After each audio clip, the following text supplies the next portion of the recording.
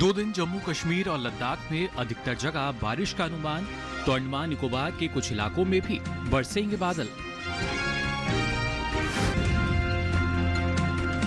राजस्थान और विदर्भ में 2 दिन छिटपुट इलाकों में गर्म हवाओं के आसार। तमिलनाडु और पुदुचेरी में कल कहीं कहीं गर्म हवाओं की संभावना। और विदर्भ के चंदपुर में अधिकतम तापमान रहा 43.4 डिग्री सेल्सियस, तो उत्तराखंड के पंतनगर में न्यूनतम तापमान 7 डिग्री सेल्सियस हुआ दर्ज। नमस्कार, आप सभी का स्वागत मौसम खबर में। मैं हूं मुकुल शर्मा। मौसम खबर में आपको बताएंगे आने वाले 2 दिनों के दौरान देश के किन हिस्सों में होगी बारिश, कहां चल सकती हैं तेज हवाएं और ऐसे में कैसी रहेगी तापमान की चाल। साथ ही मौसम को ध्यान में रखते हुए क्या है कृषि विशेषज्ञों की सलाह। लेकिन आइए सबसे पहले नजर डालते हैं मौसम में अगले 2 दिन क्या कुछ खास रहेगा। मंगलवार को जम्मू कश्मीर, लद्दाख और गिलगित में कहीं कहीं बर्फबारी और बारिश के आसार हैं। हिमाचल प्रदेश में मंगलवार को इक्का दुक्का जगह बर्फबारी और बारिश का अनुमान जताया गया है। कल और मंगलवार को जम्मू कश्मीर, लद्दाख और गिलगित में बिजली चमकने के साथ ही तेज हवाएं, साथ ही ओले पड़ने की संभावना जताई गई है। हिमाचल प्रदेश और उत्तराखंड में 2 दिन बिजली चमकने के साथ ही तेज हवाएं और ओले पड़ने की संभावना है। मंगलवार को पंजाब, हरियाणा और दिल्ली में बिजली चमकने के साथ ही तेज हवाएं चल सकती हैं। अरुणाचल प्रदेश में कल बिजली चमकने के साथ ही तेज हवाओं की संभावना जताई गई है। तो जाना आपने अगले 2 दिन क्या कुछ खास रह सकता है मौसम में। अब आइए आगे बढ़ते हैं और बात करते हैं बारिश के पूर्वानुमान की। जी हाँ, देश के अलग अलग हिस्सों में अगले 2 दिन कहां कहां बारिश हो सकती है और कहां कहां मौसम साफ बना रहेगा, आइए जान लेते हैं इस रिपोर्ट में।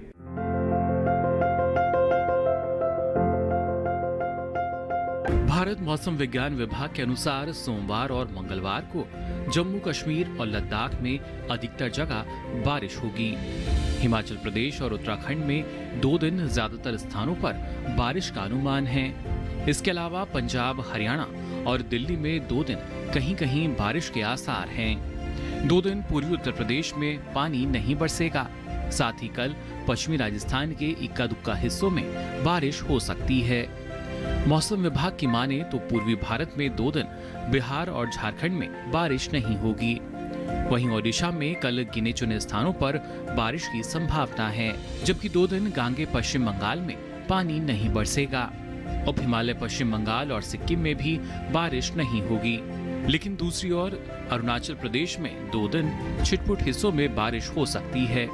असम और मेघालय में भी 2 दिन इक्का दुक्का जगह बादल बरस सकते हैं। वहीं 2 दिन नागालैंड, मणिपुर, मिजोरम और त्रिपुरा में बारिश नहीं होगी। मध्य भारत की बात करें तो 2 दिन पूर्वी और पश्चिमी मध्य प्रदेश में बारिश का अनुमान नहीं है। छत्तीसगढ़ और विदर्भ में 2 दिन बारिश नहीं होगी। पश्चिम भारत में 2 दिन गुजरात और सौराष्ट्र कच्छ में बारिश की संभावना नहीं है। कोंकण, गोवा, मध्य महाराष्ट्र और मराठवाड़ा में 2 दिन बारिश के आसार नहीं हैं। दक्षिण भारत की बात करें तो कल तटीय आंध्र प्रदेश और तेलंगाना में कहीं कहीं पानी बरस सकता है। रायलसीमा में 2 दिन बारिश का अनुमान नहीं है। तमिलनाडु और पुदुचेरी में कल गिनी चुनी जगह बारिश हो सकती है।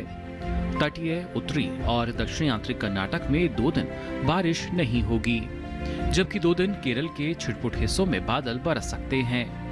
फिलहाल लक्षद्वीप में भी 2 दिन बारिश के आसार नहीं हैं, जबकि 2 दिन अंडमान निकोबार के कुछ इलाकों में बारिश का अनुमान जताया गया है। तो जाना आपने अगले 2 दिन क्या स्थिति रहेगी बारिश की। लेकिन अगर बात की जाए पिछले 24 घंटों की, तो देश के किन किन हिस्सों में बारिश दर्ज की गई और कहां कहां तेज हवाएं चली, आइए जानते हैं। अरुणाचल प्रदेश में कुछ जगह बारिश दर्ज की गई। असम और मेघालय के इक्का दुक्का हिस्सों में भी बारिश हुई। वहीं उप हिमालय पश्चिम बंगाल और सिक्किम में कहीं कहीं बारिश दर्ज की गई। ओडिशा में भी गिने चुने स्थानों पर बादल बरसे, जबकि तटीय आंध्र प्रदेश के छिटपुट इलाकों में भी पानी बरसा। तमिलनाडु और पुदुचेरी में भी कहीं कहीं बारिश दर्ज की गई। केरल में इक्का दुक्का स्थानों पर भी बारिश दर्ज हुई।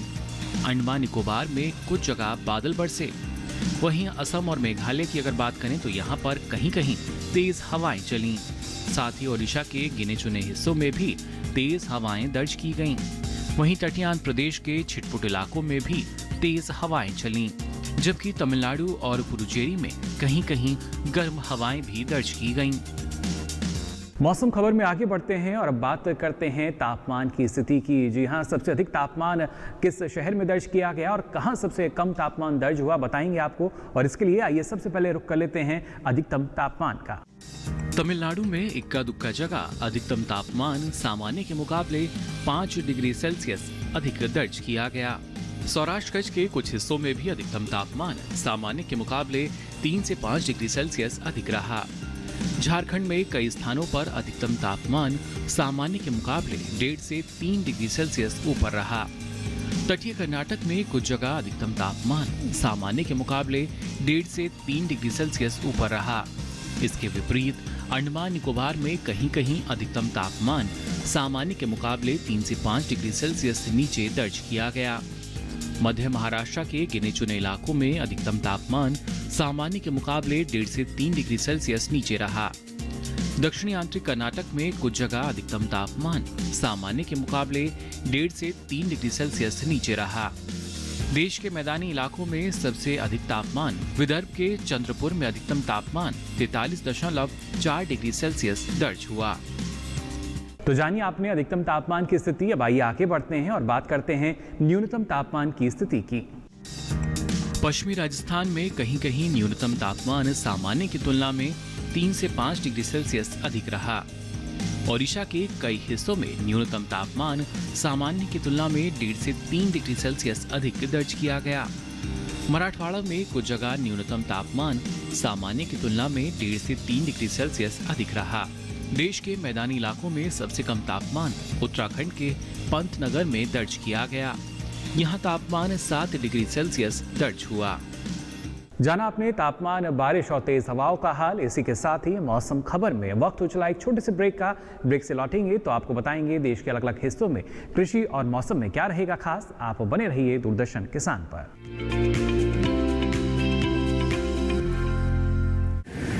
माँ कब आएगा? अभी आएगा। अरे बोलो ना माँ, कब आएगा? बोला ना, अभी आ जाएगा। ये ले, आ गया कुआं। अरे कुआं नहीं माँ, हमारे घर नल से जल कब आएगा? नल से जल? अरे गुड्डी, बहुत जल्दी आएगा पानी। जल जीवन मिशन आ चुका है। हम 1 कदम उठाएंगे तो सरकार 10 कदम उठाएगी। सच? तुम्हारे मुंह में घी शक्कर। घी शक्कर नहीं माँ, स्वच्छ जल। 2024 तक देश के सभी 19 करोड़ घरों में पहुंचेगा पीने का साफ पानी। अब होगा हर घर जल। जल जीवन मिशन, जल शक्ति मंत्रालय, भारत सरकार।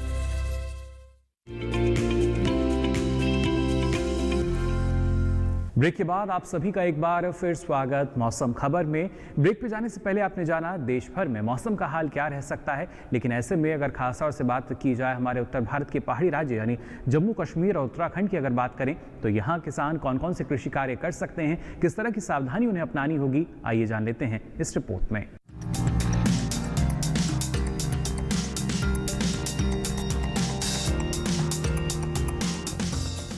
जम्मू कश्मीर में किसान मूंग और उड़द की बुआई करें। इसी तरह किसान भिंडी की बुआई भी कर सकते हैं। किसान टमाटर और बैंगन की रोपाई कर लें। लाल मिर्च और खीरे की भी रोपाई किसान करते रहें। साथ ही गोभी और सरसों की तैयार फसलों की कटाई करें। सरसों में कीट लगने की आशंका बनी हुई है। ऐसे में सरसों में कृषि विशेषज्ञों की सलाह से कीटनाशक का छिड़काव करें। वहां गर्मियों के फूलों की रोपाई कर सकते हैं। इसके अलावा गेहूं के खेत में निराई और गुड़ाई कर लें। यहाँ मटर के खेत में भी निराई और गुड़ाई किसान करते रहें। इसके साथ ही सब्जियों के खेतों से जल निकासी का प्रबंध करें। जम्मू कश्मीर में शिमला मिर्च और पालक की बुआई के लिए ये समय उचित है। उत्तराखंड में मक्के की बुआई किसान कर लें। किसान लाल मिर्च की रोपाई भी कर सकते हैं। साथ ही किसान यहाँ फूलगोभी की कटाई कर लें। इसके अलावा किसान गेहूं के खेत में आवश्यकता अनुसार सिंचाई कर सकते हैं। वहीं मसूर की कटाई भी किसान कर लें। साथ ही किसान यहाँ धान की बुआई भी कर सकते हैं। इसी तरह किसान बैंगन की बुआई भी यहाँ कर सकते हैं। किसान बैंगन के खेत में आवश्यकता अनुसार सिंचाई भी कर लें। बैंगन के खेत में उचित मात्रा में नमी बनाए रखें। इस समय किसान टमाटर की रोपाई भी कर सकते हैं। साथ ही किसान गन्ने की बुआई कर लें। उत्तराखंड के किसान यहाँ पर प्याज और मटर के खेत में पर्याप्त नमी बनाए रखें। किसान मटर की तुड़ाई भी अभी कर सकते हैं। इसके साथ ही भिंडी और लौकी के खेत में सही मात्रा में नमी बरकरार रखें। उत्तराखंड में किसान चने की तैयार फसल की कटाई कर सकते हैं।